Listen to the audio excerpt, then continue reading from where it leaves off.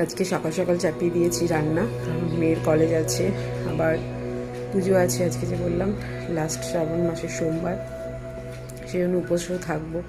আবার মেয়ের আজকে কলেজে তাড়াতাড়িও ছুটি, সেই জন্য ওকে একদম বসে থেকে নিয়ে আসবো। বাড়িতে রয়েছে অভিষেকের জ্বর, সর্দি, কাশি, সঙ্গে আমারও কাল থেকে স্টার্ট হয়ে গেছে, যেটা হয় আর কি, ভাইরাল ফিভার একবার ঢুকলে সবার হবেই। প্রচণ্ড শরীরটা খারাপ, না প্রচণ্ড কাশিও হচ্ছে, তো কিছু করার নেই, এগুলো তো করতেই হবে। সেজন্য সকাল সকাল উঠে আগে রান্নাটা সেরে নিলাম, এরপরে ঘরের সমস্ত কাজকর্ম করে স্নান করে পুজো সারবো, তারপরে বেরোবো। আজকে আমার মর্নিং হয়েছে, তখন প্রায় মনে হয় 3:30 বাজে, ঘুম ভেঙে গেছে আসলে, যেহেতু সর্দি লেগেছে সেজন্য ঘুমোতে একটু কষ্ট হচ্ছে, আর ফ্যানের তলায় তো থাকতেই পারছি না। তো চলুন শুরু করা যাক দিনটা। আর সকাল থেকে দেখছি আজকে বৃষ্টি ভেজা দিন, আজকেও আবার একবার।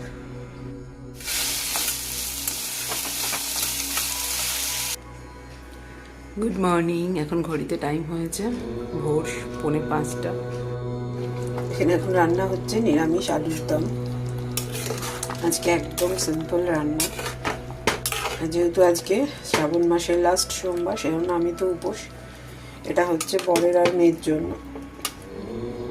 বাড়ি শুদ্ধ সবার লেগেছে সর্দি, জ্বর, ঠান্ডা, কাশি, যে ব্যাপার, সেজন্য মুখে কারোরই টেস্ট নেই, তাই ভাবলাম যে একটু টেস্টি করে আলুর দমটা করে দিই, এটাই ভাত রুটি দুটো দিয়েই হবে।